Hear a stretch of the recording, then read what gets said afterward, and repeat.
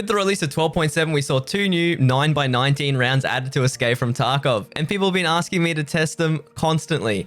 So today we're going to be diving into the best 9mm ammos and how they comparatively stack up against armor and also leg meta, so you guys can get an idea of which is the best 9x19 round in Escape from Tarkov.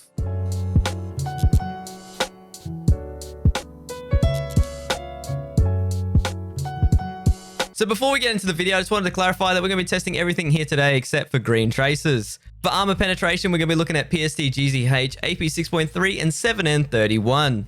For leg meta, however, we're looking at PSO, CCI, QUAKE Maker, and R.I.P rounds due to the fact that their pen values are so low. For testing methodology, we're going to be looking at level 3 armor all the way up to class 6 being the slick plate carrier. We're also going to be testing some visors here today from level 3 working our way up to class 6 so you can get a good idea. Starting with the introductory round here, PST-GZH, we're going to have a quick look at this entry round into 9x19 and how it stacks up against armor.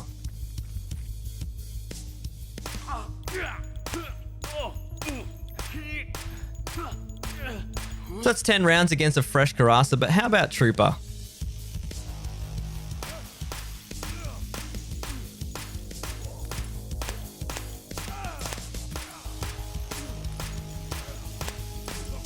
So you're seeing there about 20 rounds to bring down a Trooper, and this is why PST-GZH isn't too great.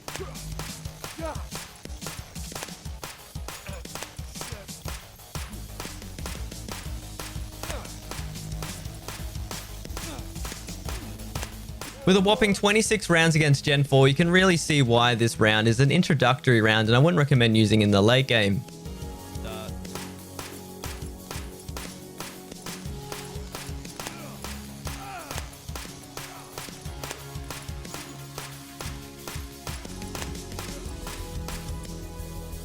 So let's look at the results here. Level 3 coming up at 10 rounds, and we're working our way up to a significant jump here to level 4 at 20 rounds. And that's why I recommend when using PST-GZH, you really have to be hitting them headshots, especially when it comes down to just consecutive rounds not being enough here. But let's step it up one here to AP 6.3, the recent king of penetration, which has been toppled by the new ammos. But let's look at that 30 pen and how that stacks up against some of the different armors here. The AP 6.3 is significantly more expensive, but is much more reliable, and you'll see now.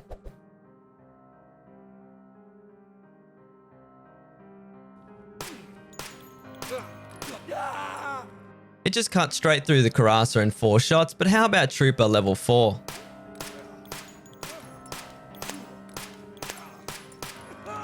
So that's 10 rounds for a Trooper there, and you can start to see that that 30 pen sometimes falls flat when you run up against class 4 or more. But when we put it up against class 5, you can start to see where it starts to drop the ball.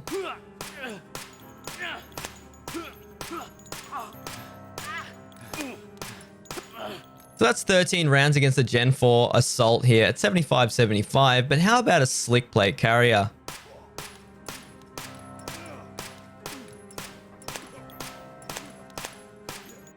If you consider the cost of the round and the recoil of the guns, 13 rounds up against the class 6 is actually a significant improvement here. And you're going to notice across the board, much better results when running AP 6.3. I think AP 6.3 right now is the best bang for buck budget round here when it coming to penning reliably across multiple different types of armor for 9x19. But 7N31, aka the out of stock bullet here today, is going to be pushing almost reliable one taps every single time on class 4. At 39 pen, you're going to be noticing that 7N31 is an absolute monster. With its higher flesh, you're also going to be noticing a 2 tap. And 3 to take down a Trooper as 1 was blocked. As we move over to Gen 4, we're also going to be noticing an improvement in Gen 4. And a significant improvement in slick plate carriers. Now, if we look at the results side by side here, we're going to be noticing a massive jump here, especially in the ends of level 5 and 6. You guys are going to start to notice that that 7N31 is definitely a monster round up against armor. And I would recommend maybe running a couple rounds of this in the top of your mags and then topple that with 6.3. But let's do some helmet testing here today with PST-GZH. The entry round to armor penetration. We're going to be starting off here with a level 3 fast visor with a high ricochet chance here today, 40 out of 40.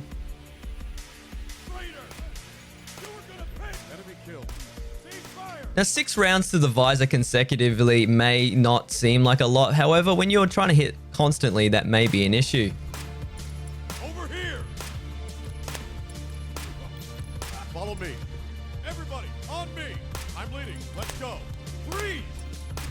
Now, once again, hitting 11 headshots on someone is kind of unrealistic here, and so is punching through their level 4 armor with this ammo.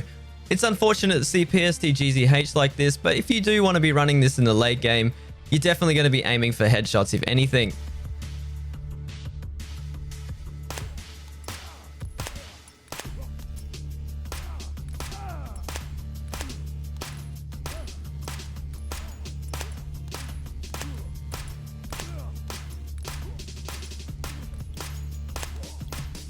With 24 rounds to the visor here on an Alton, and as we move over to killer helmet, sorry, we're going to be noticing that you probably don't want to be running up against someone that's running any sort of helmet like this.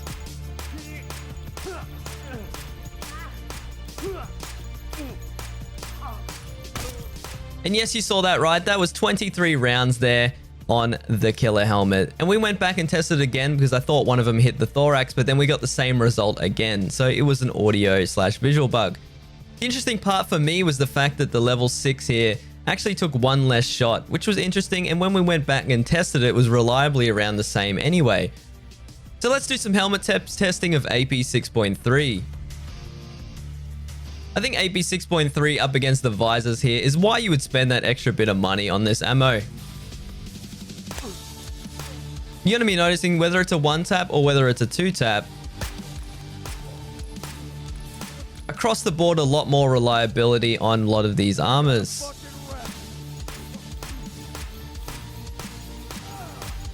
A significant improvement on the Alton here from PST-GZH, and lastly, killer. Now we saw this again where the killer helmet was taking one less round, and then we had a look into some of the reasons why, and I'll get into that later in the video. But as we dive into AP 6.3, we're going to be noticing a lot more reliability on visors, which is level 3, which is significantly important here. Same with level 4, which is a chance of running into one of these visors, and significantly lower on an Alton visor at 9. Let's just hope you don't run into that, because that's a lot of shots consecutively. As for helmet testing with 7N31, we're really going to see the power of this new round added to Escape from Tarkov, as it cuts through most of these like butter.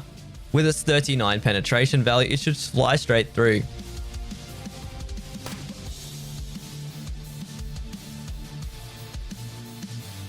So we're noticing 2 1-taps there as we move over to the Alton. 3 shots for the Alton, and lastly, killer.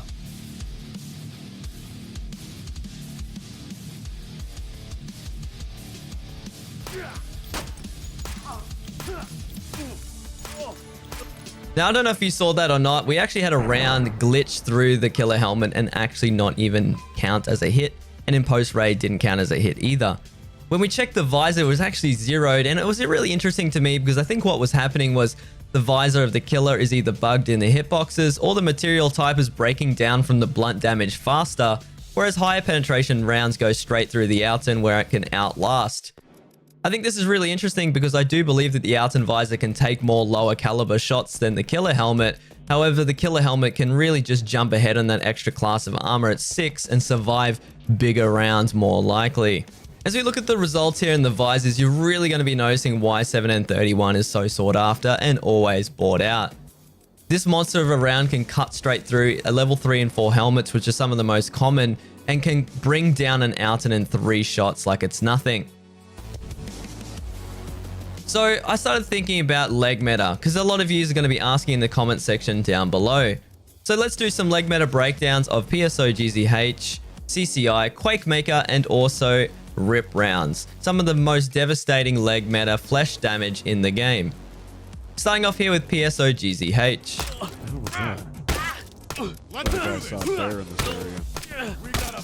So 9 shots here for PSO-GZH as we work our way over to Luger CCI. Slightly higher flesh damage and slightly more expensive. These blue tips are really good for flesh. Let's move! Come on! Goddamn traitor! You'll be noticing one less shot there on CCI. And 6 shots for the new Quake Maker ammo. I think the interesting part, however, is Quake Maker is actually a subsonic round, moving at around 100 meters less than CCI. This may not seem significant, but it actually is. As we move over to R.I.P, however. So there you have it, guys. R.I.P, obviously you guys all knew from the start that R.I.P ammo is the most devastating. And out of an MP9N is one of the scariest things to exist in Escape from Tarkov. Quake Maker is slightly better than Luger CCI, however, it's subsonic, so that's your choice. But how about AP 6.3 versus 7N31 in the time to kill challenge here against a Slick? Now this is coming out of an MP9N at a whopping 1,100 rounds per minute. Now you can see it just cut straight through that armor like it was nothing. Now how about AP 6.3?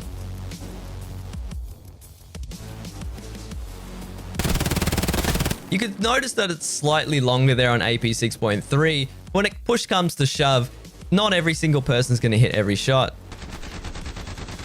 So the less shots, the merrier. What do you guys think is the best 9x19 caliber in Escape from Tarkov? Let me know in the comments down below. And as always, guys, if you enjoyed this video, if you like and subscribe, it helps me out a ton. Let me know what videos you'd like to see me do next, what caliber you want me to test. And as always, we'll see you on the next one.